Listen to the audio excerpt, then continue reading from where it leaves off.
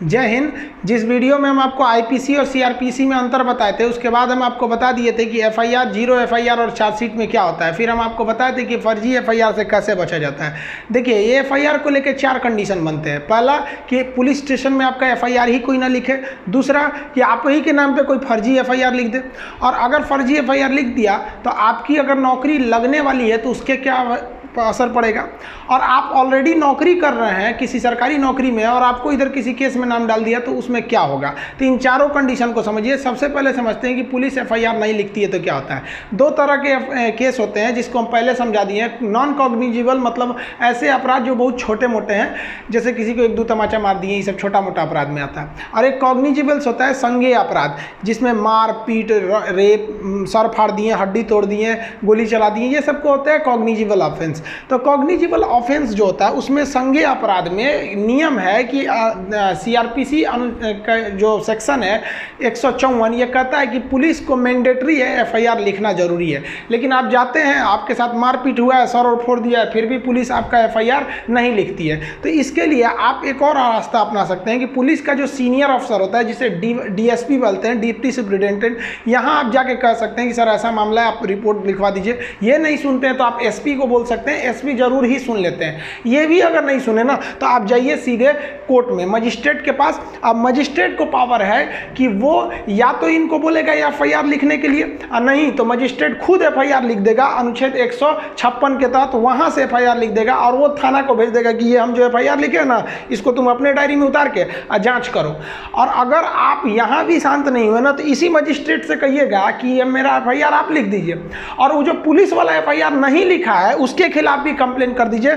और उसके लिए सीआरपीसी की धारा 166A आता है। तो 166A के खिलाफ आप पुलिस में भी कंप्लेन कर सकते हैं। तो पुलिस वाले अगर ज़्यादा नहीं सुनते हैं ना, ये लोग थाना में बैठ के अपने आप को बहुत ज़्यादा होशियार समझने लगते हैं। तो आप कोई छोटा मोटा भी वकील लेके चले जाइएगा ना तो ये लोग शांत हो जाते हैं। नहीं तो आप आराम से कहिए, if you will not return my FIR then I will take legal action against you and by honourable high court under the section 166A। वो समझ जाएगा कि भाई पहुंचा फकीर है, इसका लिख दो। अब समझते हैं आपके ऊपर किसी ने फर्जी एफआईआर लिख दिया। तब अगर फर्जी एफआईआर लिखा गया है और संगीन अपराध में होता क्या है कि गांव में मारपीट हो गया, कहीं किसी का सर फूट गया, हाथ टूट गया, अब वो क्या करता है ना, 10-20 आदमी का नाम डाल देता है। अब उसमें नाम डाल दिया तो भाई उसके साथ जो अपराध हुआ है वो संगीन है, उसमें आपकी गिरफ्तारी होगी बिना आपको वारंट दिखाए। छोटे मोटे अपराध नॉन कॉग्निजिबल में आप पुलिस से मांग सकते हैं वारंट, लेकिन कॉग्निजिबल में पुलिस वारंट नहीं दिखाएगी, उठा ले जाएगी एफआईआर हो गया है। तो उसने तो उसको मारपीट हुआ है, लेकिन आप नहीं थे, आपकी दुश्मनी थी या फिर जलता था तो आपका नाम दे दिया उसमें, तो वो फर्जी एफआईआर है। तो अब आपको पुलिस खोजने लगेगी, उठा ले जाएगी, तो आपको गिरफ्तारी का खतरा हो गया है। तो इसके लिए क्या कहिए, आप अपने किसी संबंधी को, पिताजी या किसी को भी आप डीएसपी ऑफिस या फिर एसपी ऑफिस में ले जाइए, वहाँ आप दस्तावेज दीजिए, प्रूफ दीजिए कि हाँ सर ये जिस समय घटना हुई थी वो इस समय नहीं थे। आप अगर नहीं इन्वॉल्व थे तो कोई ना कोई तो प्रूफ होगा ही आपके पास कि उस समय हम यहाँ थे। मान लीजिए आप किसी दोस्त के पास थे तो उस दोस्त को ले जाके आप अपने पिताजी के साथ या किसी दूसरे के साथ इन लोग के पास भेजिए। ये नहीं कि अपने चल जाए, साहब हम नहीं थे तो उठा के डाल देगा, सभी सब अपने में मिले रहते हैं सब। तो इन लोग को आप ले जाके कर सकते हैं। एसपी बहुत अच्छा से सुनते हैं, क्योंकि एसपी को खरीदना बहुत बड़ा, वो बहुत बड़े बड़े लोग का, फिर यहाँ मंत्री लोग का सोर्स चलता है एसपी के पास, नॉर्मल आदमी का नहीं चल पाता। तो ये आपकी बात को सुन सकते हैं। और इन लोग के पास, दोनों लोग के पास ऑर्डर होता है कि नो अरेस्टिंग का आदेश जारी कर सकते हैं, अभी इन्हें अरेस्ट नहीं किया जाए। लेकिन अगर मान लिया कि ये लोग भी अगर आपकी बात नहीं सुन रहे हैं, तब क्या कीजिएगा, तब आप चले जाइए एंटी सेपरेटरी बेल लेने के लिए। आप अगर गिरफ्तार नहीं हुए हैं तो आप वकील को करिए तुरंत अपने डिस्ट्रिक्ट कोर्ट में एंटी सेपरेटरी बेल, जिसे कहते हैं अग्रिम जमानत, ले लीजिए। हमारे ऊपर भी कई जना लोग ने फर्जी एफआईआर कर दिया, कोचिंग में पढ़ाते रहते तो उल्टा सीधा काम कर देता है सर। फर्जी एफआईआर लिख दिया, एफआईआर हो गया हमारे नाम पे, पुलिस आई गिरफ्तार करने के लिए। पुलिस कह रही है खान साहब हम आपको गिरफ्तार करेंगे। हम कहे मत करिए महाराज, हम लेके चलाते हैं एंटी सेपरेटरी। तो कहा ठीक है जाइए लेते ही। तो देखिए पुलिस को भी पता है कि कौन क्राइम किया है कौन नहीं किया, खुद पुलिस बोल रहे थे कि आप लेते आइए यहाँ पे। तो हम गए वहाँ पे, देखिए हमारे ही फोटो है, शायद यही कपड़ा भी पहने हैं क्या, नहीं दूसरा है, मिलता जुलता है। तो वहाँ पुलिस के, वहाँ गए कोर्ट के पास, तो जज पता है, देखिए कानून अंधा होता है, जज अंधा नहीं होता है, सब समझता है। तो हमको एंटी सेपरेटरी बेल दे दिए। तो हम एंटी सेपरेटरी बेल लेके आ जाएंगे ना, अब पुलिस के सामने घूमते रहेंगे तो पुलिस गिरफ्तार नहीं कर सकती हमको। अब पुलिस केवल सबूत इकट्ठा करेगी या जज को दे देगी, वहाँ पर एंटी सेपरेटरी बेल आपके पास रहना चाहिए। लेकिन क्या होगा कि आप एंटी सेपरेटरी बेल भी नहीं लिए हैं, आप पुलिस, डीएसपी, एसपी भी आपकी बात नहीं सुने, आप कहीं घूम रहे हैं, आपको पुलिस पकड़ ले गई। अब तो डाल देगी जेल में। जब जेल में डाल देगी तो उसके लिए भी आपको बेल लेना पड़ेगा। आप उसके लिए भी बेल ले सकते हैं, उसे कहते हैं रेगुलर बेल। ये थोड़ा लंबा प्रोसेस होता है। एंटीसिपेटरी आसान होता है, तुरंत मिल जाता है कि भाई हम नहीं किए हैं जज साहब, हमको थोड़ा समय दे दीजिए, हम आपको हम जब तक हम अपनी बेगुनाही का सबूत आपके पास लाएंगे। तो आपको जो है ना बेल आराम से मिल जाता है। लेकिन इसके बावजूद ना आप बेल मिल जाना मतलब ये कहाँ का नियम है कि आप निर्दोष है ना, मौत आपका अभी भी है, बस बेल का मतलब कि इसे गिरफ्तार मत कीजिएगा, कोर्ट आदेश दे देती है। अब आपको साबित करना पड़ेगा कि नहीं ये फर्जी एफआईआर है। तो इसके लिए दो रास्ते, आप दोनों के बीच में कॉम्प्रोमाइज कर लीजिए कि देख भाई हमको काहे लिए फंसा रहा है, उल्टा सीधा हम नहीं थे। कभी कभी अज्ञानता में भी लोग जब किसी को मार धाड़ कर दीजिएगा तो बहुत गुस्सा में रहता है, जो मिलेगा नोच लेगा, उसको नाम डाल देता है, बाद में उसे भी एहसास होता है कि नहीं ये व्यक्ति नहीं था। तो कॉम्प्रोमाइज कर लेते हैं लोग, तो यहीं पे खत्म हो जाता है। लेकिन कॉम्प्रोमाइज नहीं करेगा ना, तब आप जाइएगा, देखिए हम लिख दिए सीआरपीसी की धारा 482, इसके तहत आप हाई कोर्ट जाइएगा। देखिए भले ही हम सुप्रीम कोर्ट का फोटो लगा दिए, लेकिन हाई कोर्ट जाना पड़ता है 482 के तहत। और हाई कोर्ट में आप अपने लीगल दस्तावेज दीजिएगा कि देखिए सर ये हमको फर्जी एफआईआर में फंसाया है, हम उस वक्त नहीं थे।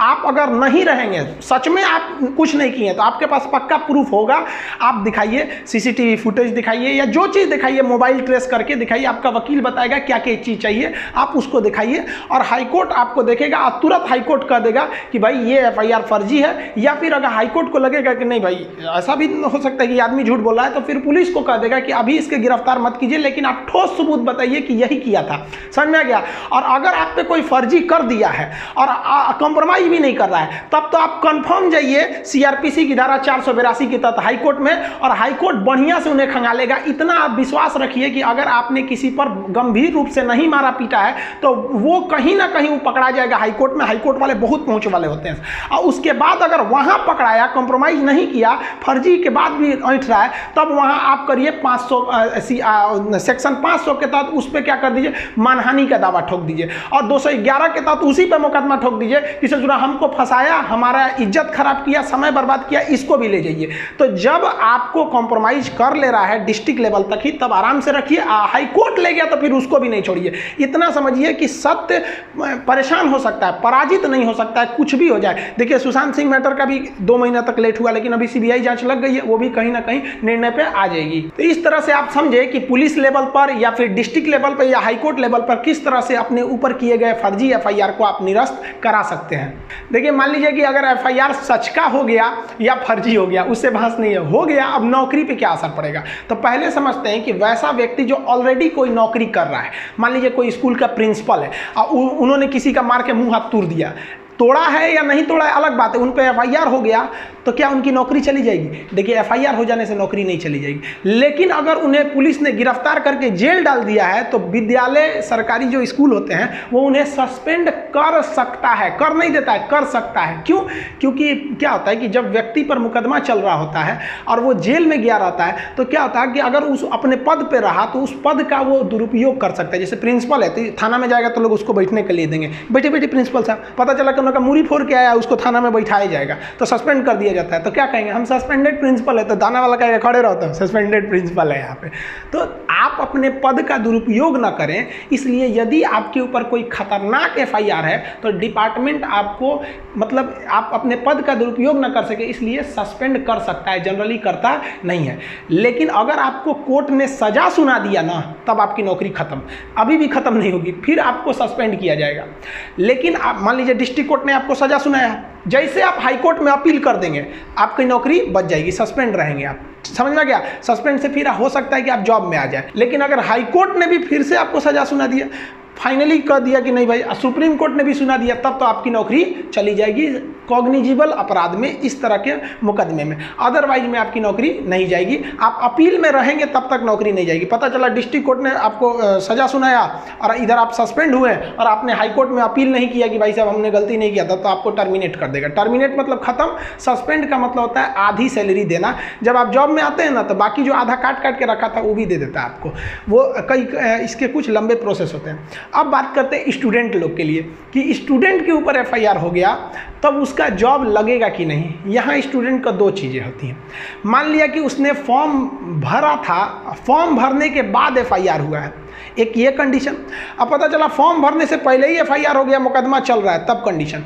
देखिए, अगर आप कोई चीज़ अगर आप फॉर्म नहीं भरे हैं और उसके फॉर्म भरने से पहले ही आप पर कोई मुकदमा है या कोई एफआईआर है, तो फॉर्म भरते वक्त ही आपसे पूछ लेता है कि आप पर कोई मुकदमा या एफआईआर नहीं ना है, तो उस पर क्लिक करके उसका आप डिटेल दे दीजिए, आपकी नौकरी पर कोई इफेक्ट नहीं पड़ेगा। अगर मान लिए कि आपने फॉर्म भर दिया है, आप तो एकदम टेंशन फ्री थे, अब एग्जाम के 10 दिन पहले या कुछ दिन पहले मार हो गया, उसमें आपका नाम आ गया, अब कहाँ से करिएगा, आप तो फॉर्म भर दिए, एडमिट कार्ड भी आ गया होगा। तब जब आपकी ज्वाइनिंग लगेगी ना, तो ज्वाइनिंग के समय आपको हलफनामा देना पड़ेगा। हलफनामा मतलब स्टैम्प पेपर पे लिख के देना पड़ेगा कि फला केस में हमें फर्जी फंसाया गया था, हम अपनी बेगुनाही का सबूत डिस्ट्रिक्ट कोर्ट में दे चुके हैं, यहाँ मुकदमा चल रहा है। आपकी जॉब हो जाएगी, कोई दिक्कत नहीं है, लेकिन वहाँ लिखवा लिया जाएगा कि अगर यहाँ से आप दोषी करार दिए गए ना, तो यहाँ से निकाल दिया जाएगा। तो अगर यहाँ से आप अपराध मुक्त हो गए तो आप नौकरी करते रहिएगा, और इसमें अगर सजा सुना दिया तो आप चल गए, नौकरी से खत्म कर दिया जाएगा आपको। तो आई होप आप ये सब चीज़ों को समझ गए होंगे। इसको लिखवाने वाला चीज़ जो अभी जस्ट इस 1 से 2 दिन के अंदर आपका ऐप लाएंगे, तो उसमें एप्लीकेशन में हम आपको इसका A to Z डिटेल से लिखवा देंगे कि पूरी CRPC, क्योंकि ये दरोगा के एग्जाम में खास करके यूपी दरोगा में ये सब पूछेगा आपका IPC और CRPC का क्या क्या चीज़ें होंगे। तो उसमें आपको एकदम A to Z PDF note test वगैरह के साथ आपको मिलेंगे नेक्स्ट वीडियो में। तब तक के लिए जय हिंद।